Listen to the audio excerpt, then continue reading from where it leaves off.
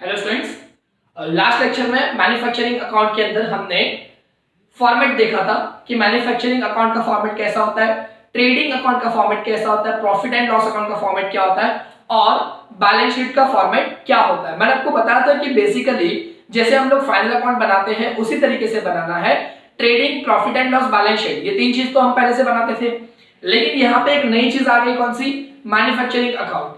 अच्छा, manufacturing account किसके लिए है? Cost of production find out करने के लिए, बराबर। तो यहाँ पे फैक्ट्री रिलेटेड जो आइटम होगी वो मैन्युफैक्चरिंग अकाउंट में जाएगी, ठीक है। तो ये चीजें मैंने लास्ट लेक्चर में आपसे डिस्कशन की थी। अब हम लोग बात करते हैं एडजस्टमेंट्स की। तो जो 11th स्टैंडर्ड के अंदर हमने एडजस्टमेंट पढ़े वही सारे एडजस्टमेंट्स यहाँ पे रिपीट हुए हैं, ठीक है। लेकिन मैं आपको सारे एडजस्टमेंट एक्सप्लेन कर देता हूं ताकि आपको प्रॉब्लम ना आए। सबसे पहला एडजस्टमेंट आपका फेवरेट, क्लोजिंग स्टॉक। आपने 11th में, 12th में और इवन F5 बीकॉम में भी आप नोटिस करोगे तो आपको फाइनल अकाउंट के अंदर सबसे पहला जो एडजस्टमेंट होता है वो क्लोजिंग स्टॉक का ही होता है। कोई भी सम ले लो आप, किसी भी लेवल का, अगर आप फाइनल अकाउंट का सम देखोगे तो सबसे पहला एडजस्टमेंट आपको क्या मिलेगा? क्लोजिंग स्टॉक का ही मिलेगा। क्लोजिंग स्टॉक क्या होता है? अनसोल्ड स्टॉक, बराबर। क्लोजिंग स्टॉक को हम लोग अनसोल्ड स्टॉक भी बोलते हैं कि जो चीजें बिकी नहीं वो रह गई, उसको मैं फेंक तो नहीं दूंगा, उसको अगले साल बेचूंगा, ठीक है। तो सबसे पहला trading account credit side. However अगर आपको रॉ मटेरियल और WIP का ओपनिंग स्टॉक दिया है तो आप उसको कहां डालोगे? मैन्युफैक्चरिंग अकाउंट में। मैंने जब फॉर्मेट बताया था मैन्युफैक्चरिंग अकाउंट का तब ये चीजें मैंने एक्सप्लेन की है कि अगर आपके पास रॉ मटेरियल का ओपनिंग स्टॉक है, रॉ मटेरियल का क्लोजिंग स्टॉक है, WIP का क्लोजिंग स्टॉक है, तो आपको मैन्युफैक्चरिंग अकाउंट में डालना है, बराबर।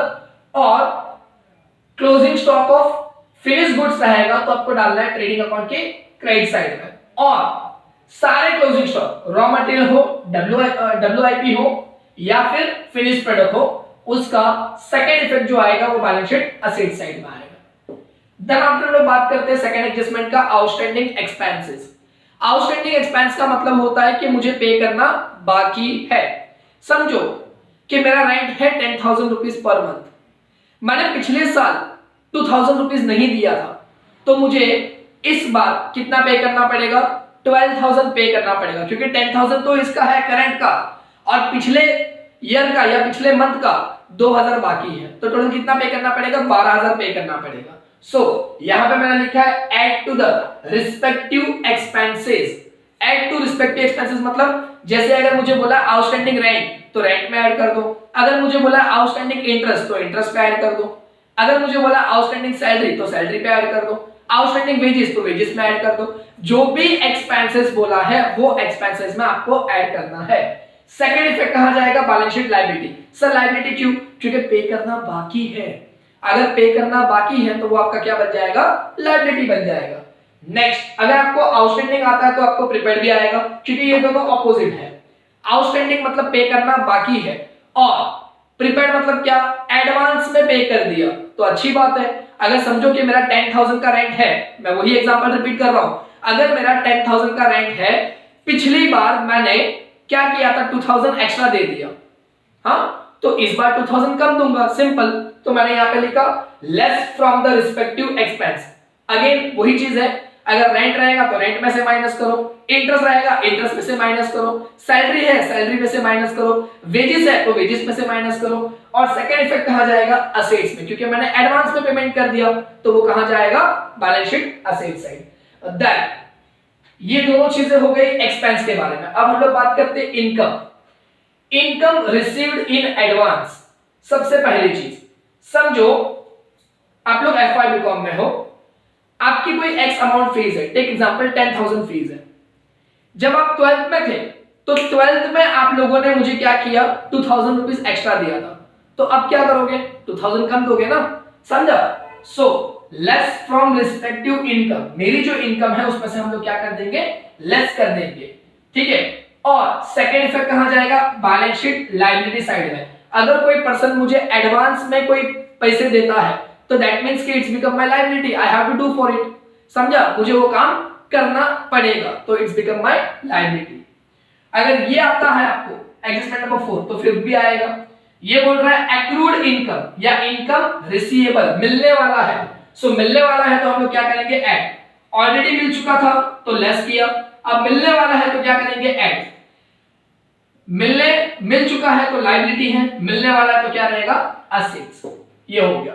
डेप्रिसिएशन, डेप्रिसिएशन का मतलब होता है decrease in the value of the fixed assets due to the wear and tears of the assets. इसका मतलब क्या हुआ, इसका मतलब ये हुआ कि अगर कोई भी असेट्स हम लोग यूज करते हैं सो आफ्टर इट्स यूज वो धीरे धीरे डेप्रिशिएट, यानी कि उसका जो वैल्यू है वो वैल्यू उसका धीरे धीरे क्या होता है डिक्रीज होने लगता है, उसी को हम लोग डेप्रिसिएशन बोलते हैं। तो सबसे पहली चीज क्या करेंगे, less from the respective assets. जैसे अगर मुझे बोला है depreciation on land and building तो लैंड एंड बिल्डिंग में से माइनस करो, अगर मुझे बोला है डेप्रिसिएशन ऑन फर्नीचर तो फर्नीचर में से माइनस करो, अगर मुझे बोला है depreciation on plant and machinery तो प्लांट एंड मशीनरी में से माइनस करो।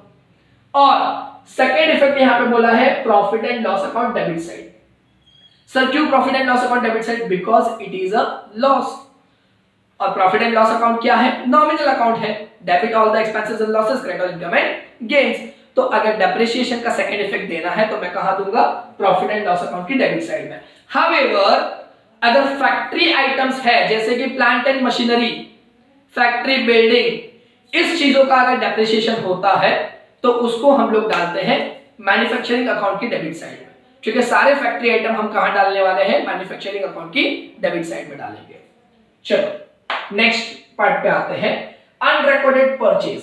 इसका क्या मतलब होता है, अनरिकॉर्डेड परचेज का मतलब होता है कि मैंने परचेज किया लेकिन मैं भूल गया, मैं लिखना भूल गया, रिकॉर्ड नहीं किया। तो क्या करेंगे, पहले लिखना भूल गए तो अब लिख दो, अब रिकॉर्ड कर दो।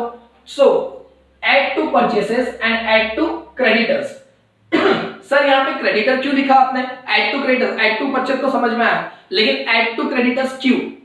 तो जब भी हम क्रेडिट परचेज करते हैं तो हमारा क्रेडिटर बढ़ता है। समझो कि कोई मिस्टर एक्स है, मिस्टर एक्स के पास से मैंने 10,000 रुपीज का गुड्स परचेज किया on credit, so he become my creditor, क्योंकि मुझे उसको पैसे देने हैं, ही बिकम माय क्रेडिटर। और यहां पे हम अज्यूम करते हैं कि अनरिकॉर्डेड परचेज ऑलवेज क्रेडिट में होता है, अनरिकॉर्डेड सेल्स भी हमेशा किस में होता है, क्रेडिट पे होता है। So add to purchase, add to creditors, अगर ये चीज आपको आती है तो ये भी आएगी। अनरिकॉर्डेड सेल्स, सेल्स किया लेकिन लिखना भूल गया, so add to sales, add to debtors. Sir debtors क्यों, क्योंकि अगर मैं किसी को गुड्स बेचता हूं तो वो पर्सन मेरा क्या बन जाता है, डेटर, क्योंकि उसके पास से मुझे पैसे आने वाले हैं। ठीक है, देन बिल्स रिसीवेबल डिसऑनर्ड, अगर मैंने किसी के ऊपर बिल साइन करके दिया हुआ है और उस पर्सन ने मेरा बिल डिसऑनर कर दिया, डिसऑनर मतलब क्या, ड्यू डेट आने पे पैसे नहीं दिए, तो सबसे पहली चीज मेरा बिल्स रिसीवेबल कम हो गया। ठीक है, बिल्स रिसीवेबल क्यों कम हो गया, क्योंकि पहले अगर समझो मेरे पास 10,000 के 5 बिल थे, मतलब कितना हुआ 50,000। समझो कि उसमें से एक बिल का ड्यू डेट आ गया लेकिन सामने वाले पर्सन ने मुझे पेमेंट नहीं किया, तो उसका मतलब क्या हुआ, एक 10,000 का बिल तो गया मेरा, अब मेरे पास बिल रिसीवेबल कितना बचा 40,000। लेकिन क्या मैं उस पर्सन को छोड़ दूंगा, नहीं, उस पर्सन से मैं पैसे मांगूंगा कि देखो आपका बिल डिस्काउंट हो गया, आप मुझे पेमेंट कर दो। तो मेरा डेटर क्या हुआ, बढ़ गया, उसके पास से मुझे पैसे लेने, मतलब मेरा डेटर बढ़ा। तो मैं क्या करूंगा, बिल्स रिसीवेबल में से माइनस करूंगा और डेटर के अंदर क्या करूंगा, ऐड। देखो यहां पे मैंने क्या लिखा है, less from bills receivable and add to debtor. अगर ये आता है तो 10th वाला एडजस्टमेंट आएगा। इसमें क्या बोला है, बिल्स पेएबल डिसऑनर्ड, यहां पे क्या था, लेस फ्रॉम बिल्स रिसीवेबल, तो यहां पे लिखा लेस फ्रॉम बिल्स पेएबल। यहां पे था ऐड टू डेटर, तो यहां पे आएगा add to creditors. 11th adjustment, goods entirely lost. अब वो लॉस्ट कैसे भी हो सकता है, फायर से हो सकता है, स्टोलन बाय थेफ्ट हो सकता है, या कभी पानी में बह गया, बहुत ज्यादा बारिश आया, गोडाउन के अंदर गुड्स रखे थे और पानी में बह गया। ठीक है, कुछ भी हो सकता है। ड्यू टू एनी रीजन अगर आपका गुड्स कंप्लीटली लॉस्ट हो जाता है, डिस्ट्रॉयड हो जाता है, तो क्या एंट्री आएगा, सबसे पहले trading account credit side. Sir क्यों, because trading account is also considered as a goods account. If goods comes into the business, trading account debit side. If goods goes out from the business, trading account credit side.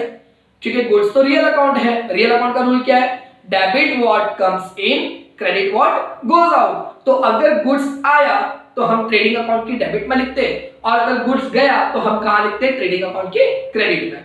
तो goods lost मतलब कि goods गया है तो trading account की credit side में, और अगर आपका गुड्स गया तो इट्स योर लॉस, ये अपना लॉस है, तो लॉस कहां लिखेंगे हम लोग, प्रॉफिट एंड लॉस अकाउंट की डेबिट साइड पे। ठीक है, देन एडजस्टमेंट नंबर 12, थोड़ा सा चेंज है स्टूडेंट्स, यही एडजस्टमेंट है, इसमें थोड़ा सा चेंज। क्या बोला गया, goods lost, insurance claim due. पिछली बार मेरा गुड्स जल गया, पूरा का पूरा लॉस हो गया, पानी में बह गया, पूरा का पूरा लॉस हो गया, चोर आया चोरी करके लेके गया, पूरा का पूरा लॉस हो गया। इस बार मैं स्मार्ट हो गया, क्या किया मैंने, मैं बोला मैंने इंश्योरेंस निकाल के रखता हूं, ताकि अगर मेरा गुड्स चोरी हो जाता है या पानी में बह जाता है या आग लगने से जल जाता है गुड्स, तो एटलीस्ट मुझे इंश्योरेंस कंपनी से कुछ क्लेम मिल जाए। तो मैंने इंश्योरेंस क्लेम निकाल के रखा। अब इंश्योरेंस कंपनी में हमें पूरा का पूरा क्लेम नहीं मिलता, तो समझो कि मैंने 10,000 रुपीज का गुड्स था मेरे पास, हाँ 10,000 रुपीज का गुड्स क्या हो गया, जल गया, और इंश्योरेंस कंपनी ने मुझे बोला कि हम आपको 8,000 रुपीज का क्लेम देंगे। कितना, 8,000, तो 2,000 रुपीज तो लॉस ही है ना मेरा, क्योंकि गुड्स तो 10,000 का जला था, और इंश्योरेंस कंपनी दे कितना रही है, 8,000, सो 2,000 रुपीज का लॉस है।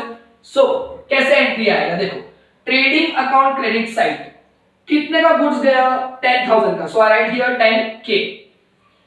बैलेंस शीट असेट साइड, कितना पैसा मिलने वाला है इंश्योरेंस कंपनी से, 8K, यानी कि 8,000 मिलने वाला है। 10,000 का गुड्स जला, 8,000 मिलने वाला है, तो लॉस कितने का हुआ, 2,000 का, so I write here 2,000। Okay, profit and loss account debit side, जो लॉस हो गया वो profit and loss account debit side में जाएगा। 13, goods distributed as a free sample, free में मैंने गुड्स बांट दिए हमने। सर क्यों बांटे, मजा आता फ्री में बांटने के लिए, नहीं, फ्री में इसीलिए बांटा बिकॉज के मेरा एडवर्टाइजमेंट हो, मेरा मार्केटिंग हो, बराबर है, सेल्स प्रमोशन हो, इसीलिए हमने क्या किया, फ्री में गुड्स बांटा। सबसे पहली चीज, बिजनेस से गुड्स बाहर गया बाय एनी वे, फ्री में बांटा, जल गया, पानी में बह गया, चोर चोरी करके लेकर गया, या प्रॉपराइटर ने खुद से विड्रॉल किया, कुछ भी हो, बिजनेस के बाहर गुड्स गया मतलब ट्रेडिंग अकाउंट क्रेडिट साइड। तो फर्स्ट मैंने लिखा है ट्रेडिंग अकाउंट क्रेडिट साइड, और अगर मैंने फ्री में गुड्स बांटा है तो वो मेरा लॉस है, तो मैंने लिखा profit and loss account debit side, क्योंकि लॉस को हम कहां रिकॉर्ड करते हैं, प्रॉफिट एंड लॉस अकाउंट की डेबिट साइड में रिकॉर्ड करते हैं। लेकिन ब्रैकेट में मैंने लिखा है एडवर्टाइजमेंट, तो प्रॉफिट एंड लॉस अकाउंट की डेबिट साइड में आप क्या लिखोगे मालूम है, एडवर्टाइजमेंट लिखोगे, क्योंकि आपने फ्री में गुड्स क्यों बांटा,